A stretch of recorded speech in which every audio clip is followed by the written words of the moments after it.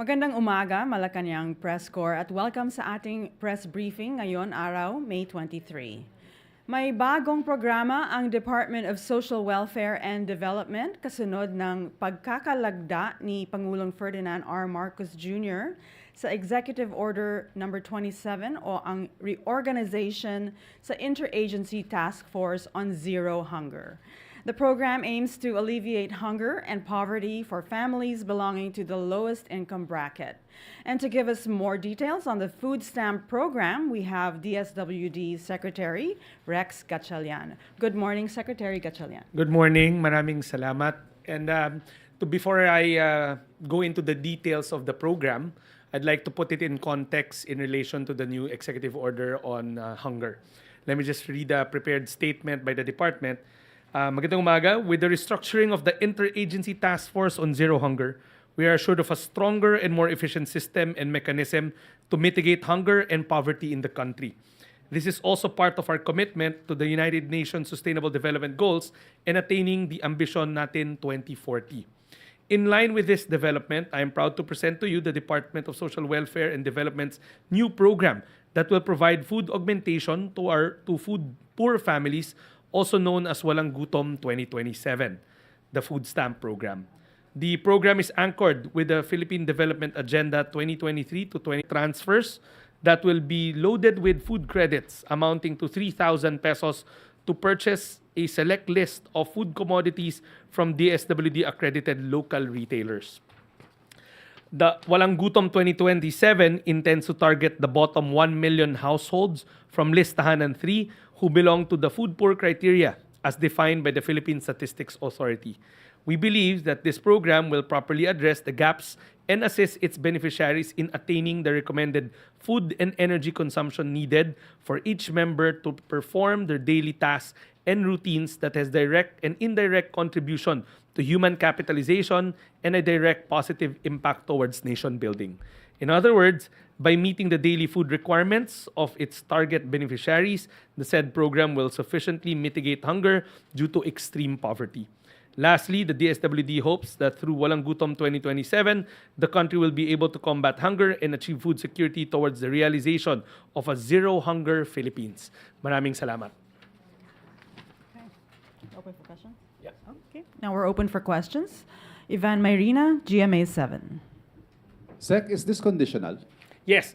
Ivan, when I joined the DSWD, we said that we want to recalibrate every single thing that we do there to turn it developmental. To make it developmental, 4 things has to happen. 1, it should be targeted. It's not a shotgun that everybody, even yung hindi nangangailangan, makakatanggap. We target those that need it the most. 2, it should be conditional. 3, it should be measurable. And 4, there should be clear exit mechanisms so that it doesn't turn into one program on top of another program. In the case of the food stamps, ang plano natin dyan, like I said, it's targeted because we've already identified the 1 million food poor families. These are families that do not make beyond 8,000 pesos according to the PSA. 8,000 pesos monthly. So that's the target side of it. It's conditional. Similar to other food stamp programs, there will be a work component to it.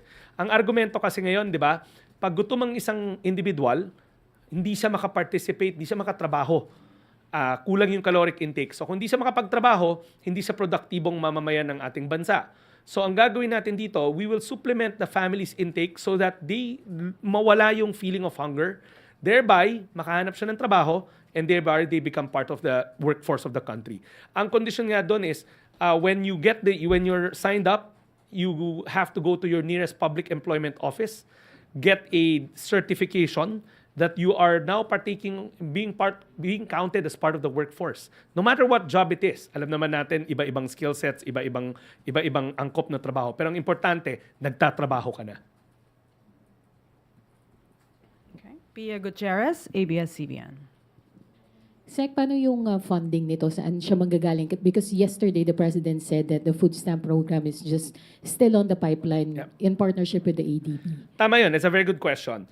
Let me just step backwards saan nanggaling to. Remember, the President's dream during the campaign was to end hunger. Ang pangarap niya walang Pilipinong pamilya dapat natutulog ng gutom. That's why we made this bold statement, walang gutom 2027.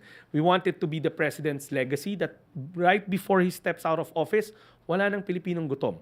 As he evolves the economy into higher yielding jobs, we have to make sure that we're making the right human capital investment so that they can partake of those jobs that's being generated. Kasi diba, we don't want it to be a scenario wherein the president's evolving the economy, evolving the types of jobs that's being generated, pero 1 million Filipino families cannot partake of that fruit of that economic change. We want it to be inclusive. So, tama ka, it's still in the design stage because what's happening right now is we are working with the World Food Program, who has vast technical expertise when it comes to running food stamp programs worldwide. And then the ADB was kind enough to provide close to $3 million for the 6 months pilot that will run in the middle part of this year towards the latter part of this year. So this year, we're in the design and piloting stage. What does that mean? In every big, large-scale program, you don't want to launch it without studying it and going through the details. So they've identified 5 pilot sites coming from different geopolitical characteristics. Meron tayong in the Barm area, what used to be a former conflict area. 2, geographically isolated regions or provinces. 3, in urban poor settings. 4 and 4 will be calamity-driven, stricken areas. And the 5th will be rural poor. So we have to make sure that yung konteksto ng programa will be designed na naaangkop sa bawat lugar. Kasi what might work for one may not work for the other, but the general framework should be the same. Access to food, nutritious, delicious, and affordable food for every single Filipino family. So the remainder part of the 6 months, fully funded by grants from the ADB. That's why the President opened it yesterday in ADB, and we are thankful. The DSWD is very thankful to the technical support and grant support that the ADB has extended to us. So with that, sir, could you walk us through the timeline, sir? Kailan ang start ng pilot testing and when do we expect it to launch nationwide? Yeah. Well, first things first, we are in the design stage. As we speak right now, meron na tayong first draft ng design, and we will spend the remaining months of May and June in the design stage. We all know that the devil will be in the details, and we have hired multiple consultants in the department to take a second look at what's being designed para may check and balance. Noteworthy will be Professor Briones of PIDS, who is a known hunger and poverty expert. He has volunteered to jump on as a consultant of the department para whatever is being produced na design in those right shops will be given a second glance. I just don't have his first name. I call it Roel, I think. Roel Briones. Also, we are working with PSA's in-house poverty expert who is their USEC Dennis Mapa. He is helping us craft the concept there. So the remaining May and June, we will work with designing it. Now, July to December will be the pilot run for those regions that we've identified. We actually have the municipalities, but we just want to vet them properly. And then we have to also work with the economic team on trying to package the economic side of it or the financing side of it. So hopefully next year we get to do the run, the actual run. Early part, first quarter of next year. But we have to point out that we will not also do it simultaneous 1 million. That's trouble waiting to happen. We have to do it in a progressive manner. We have to do the pilot at 3,000 families, 300,000 hopefully next year, sa first run, another 300,000 right after, and then hopefully reach the magic number of 1 million on the succeeding year. But all throughout that program, we will continuously measure and we will keep on measuring the beneficiaries. Okay. Maricel Halili, TV5. Hi sir, magandang umaga po. Sir, paano natin masisiguro na sa pagkain lang magagastos yung 3,000? It's a very excellent question, and I will now borrow the President's line. We use food as currency.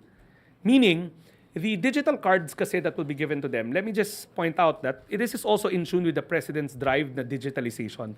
Baka iniisip natin, these are like your manual food stamps na mano-mano. No more.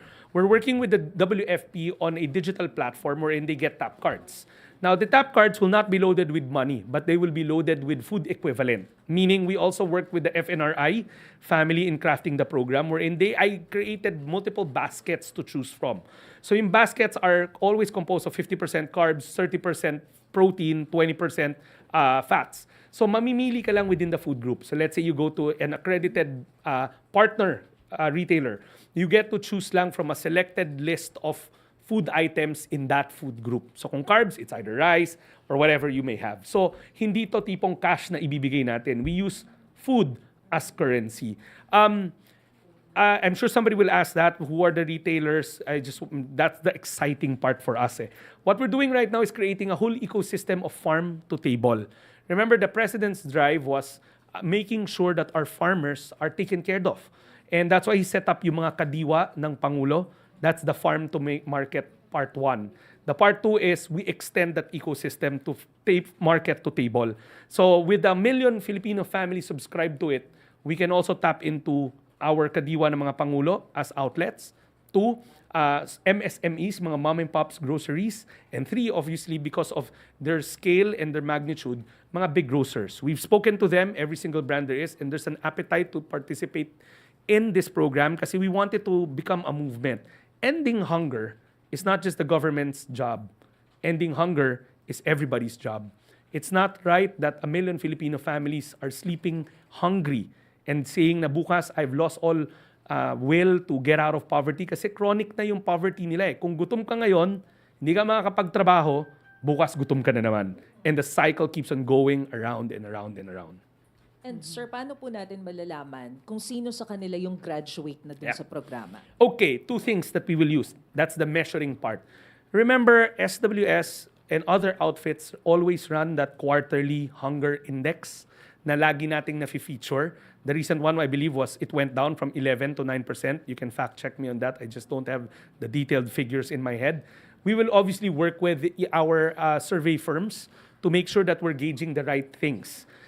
On another point, in the design program, the 4-year life of the program is 4 years because listahanan, yung ginagamit namin para sa 4Ps na mga proximins tests, are run actually every 4 years. So we can gauge, after 4 years, we can see if may progress sa kanilang, in fact, as early as 2 years, we can already gauge it. If they're moving along as we want, moving out of the food poor category, hopefully into the poor category. We always say that poverty is a long game. Hindi naman natin kaya, we want to end poverty pero hindi natin kayang sugpuin ang kahirapan overnight. Pero may mga low-lying fruits like ending hunger.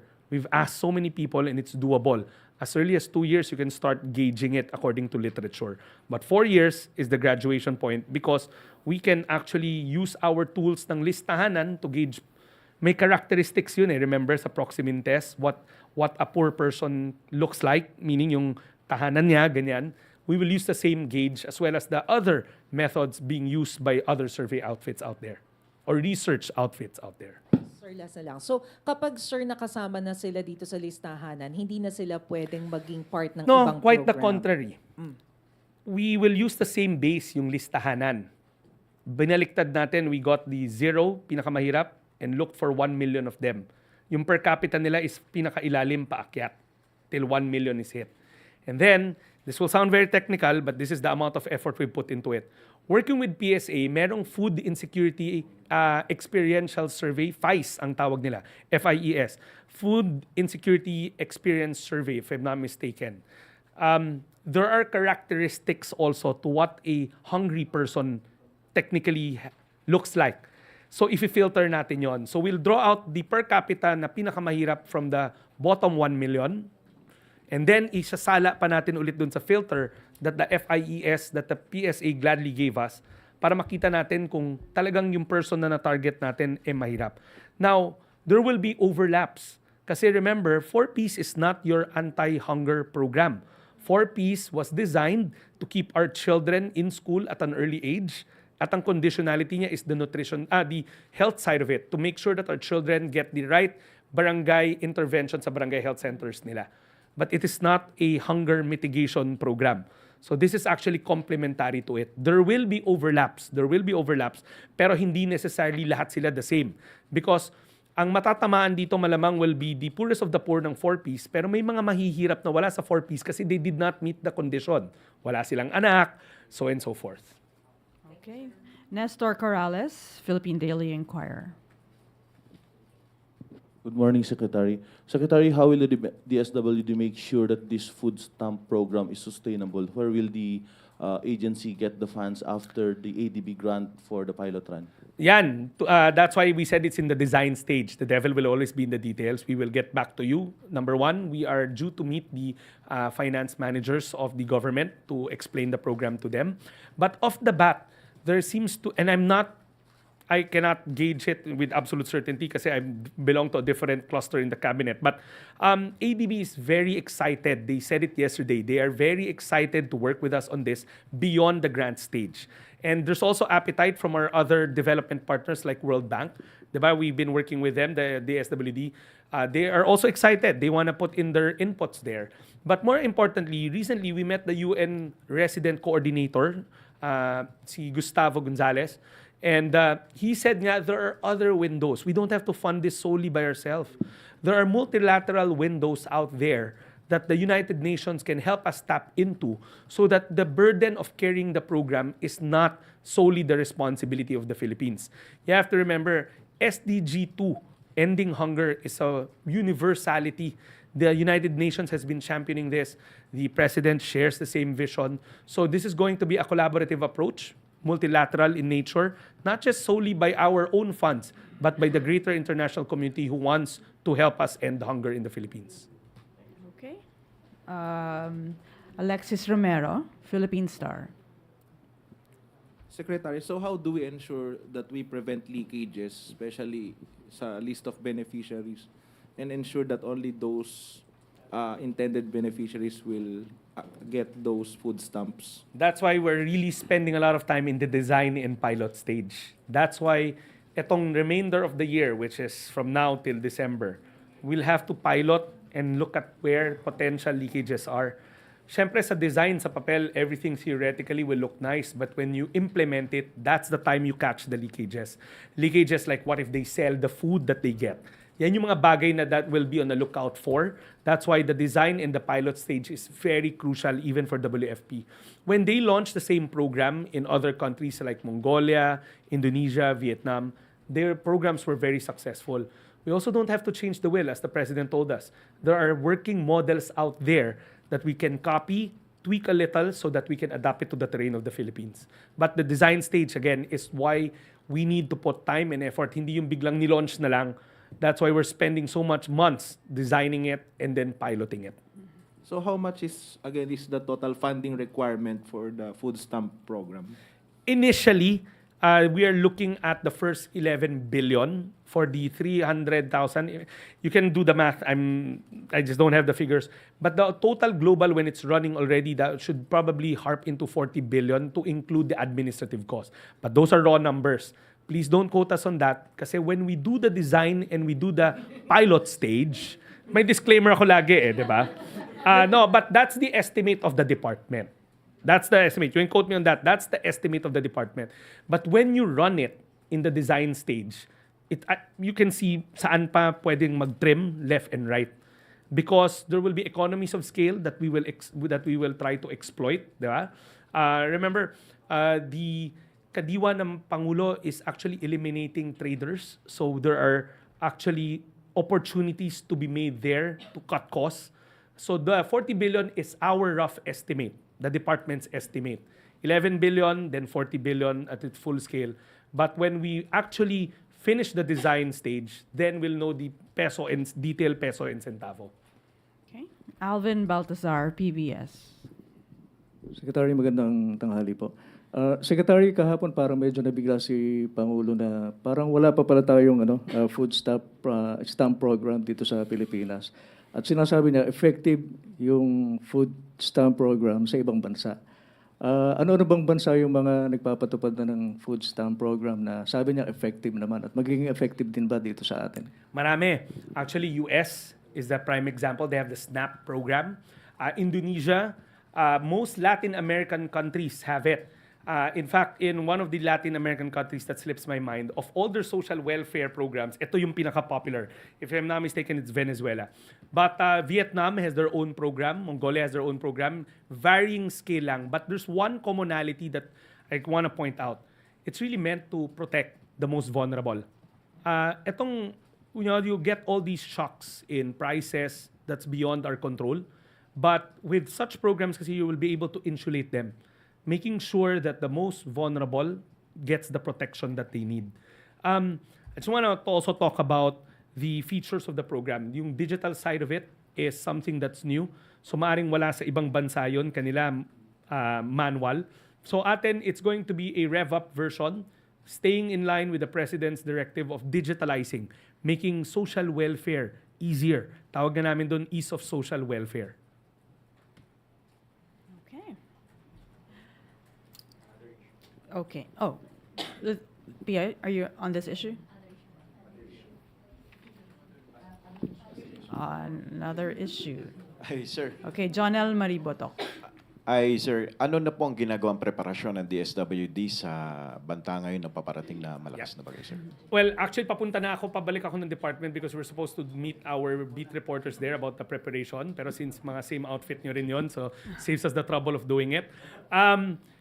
Early on, we have pre-positioned goods naman everywhere in the country.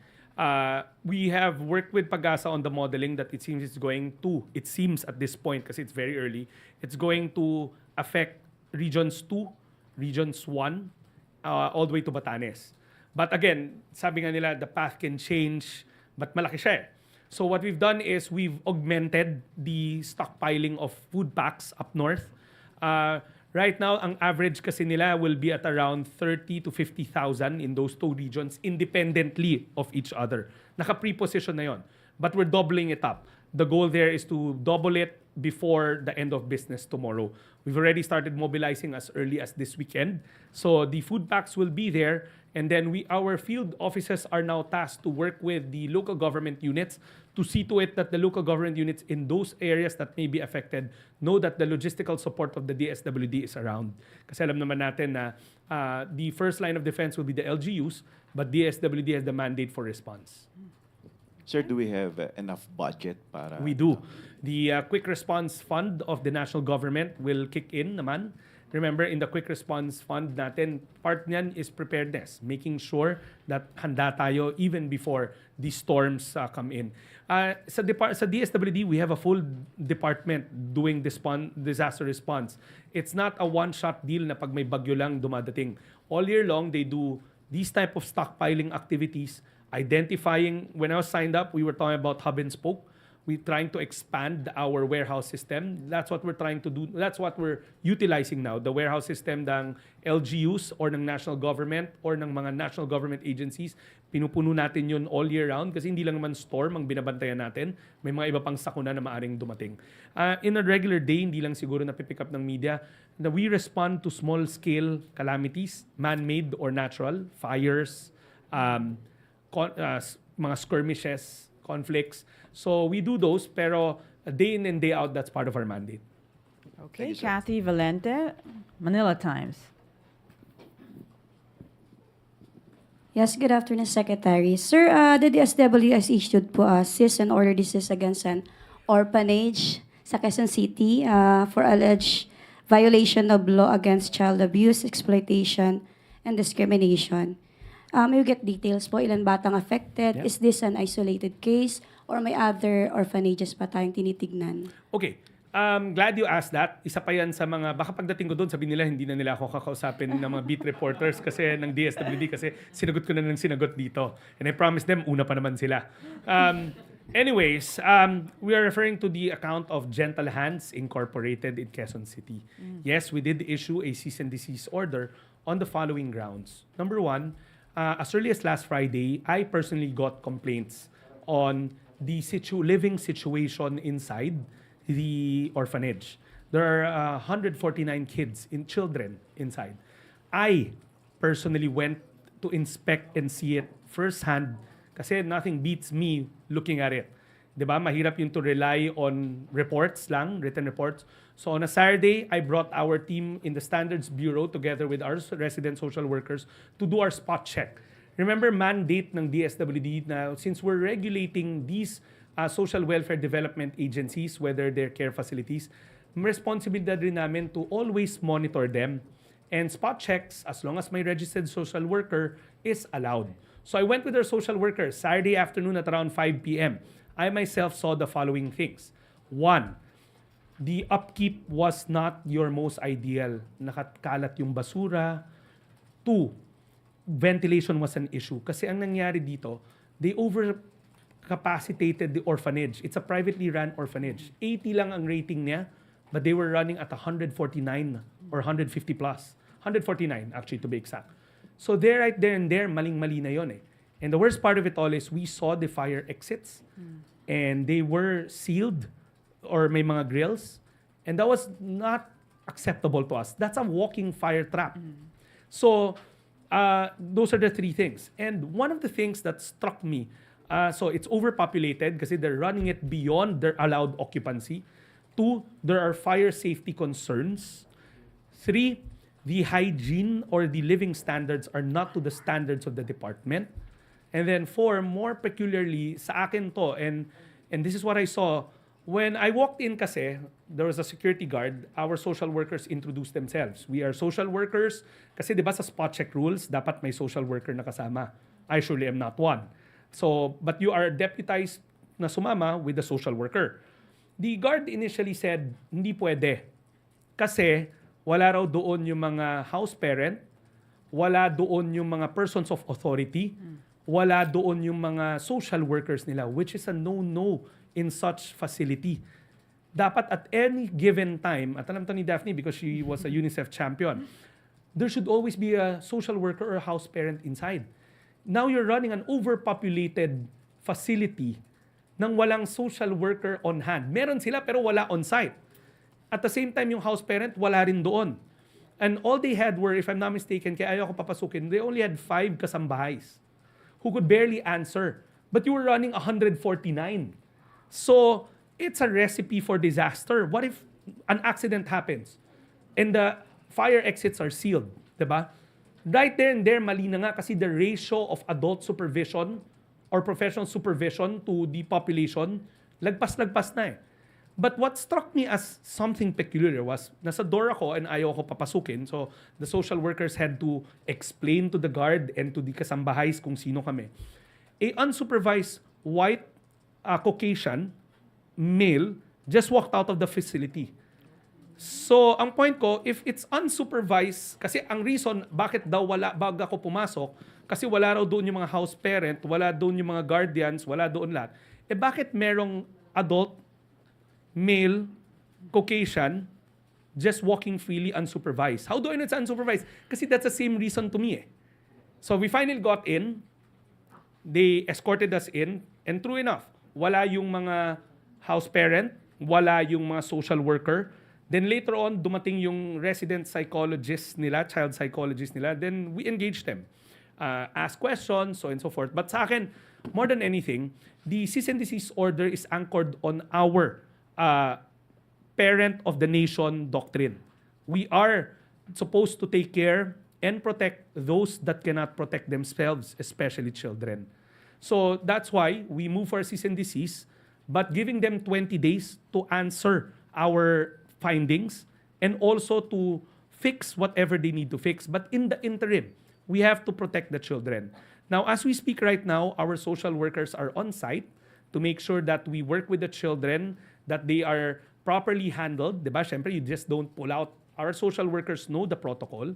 So, bottom line dito is, we are exercising our power to protect, to stand as parents of the nation, in this case, the parents of the children, because the child's welfare, well-being is the primordial driver of our social protection mandate.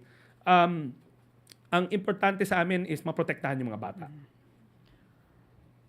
Okay, one last question. Pia Gutierrez, ABS-CBN. So sir, pag hindi po naayos itong mga issues na to, anong plano natin dun sa mga bata? Well, there are protocols in the department. No, the kids will now be moved to our care facilities. Even in the 20 days, you cannot keep them there. Because nga may mga imminent danger findings na kami. Kasi tinatanong daw sa amin, ba't ang bilis? Precisely, dapat mabilis. Because there's imminent danger. And we have to make sure that children are protected. Hindi na kami mag-aantay na may masaktan pa bago kami gagalaw. These are regular programs that we did. When I took the helm of the department, we had to evaluate every single program, not just our social protection program. We had to evaluate our development programs. We had to evaluate everything. Siyempre, bago ko eh. So I want to take stock of what we have. And it so happened that this is one of those na nakita namin na issues that we have to address. So mas magandang tanong is, ano mangyayari dun sa institution if they don't get to correct the issues? Then we have to go through the accreditation and the licensing issues. But for now, the main goal is to protect the children. Okay. Wow. Thank you so much, Secretary Rex Gatchalian, and thank you, Malacañang Press Corps. Have a good afternoon. Thank you. Oh, that's pretty heavy. So are you doing that? It's precautionary. Like, are you doing it with other?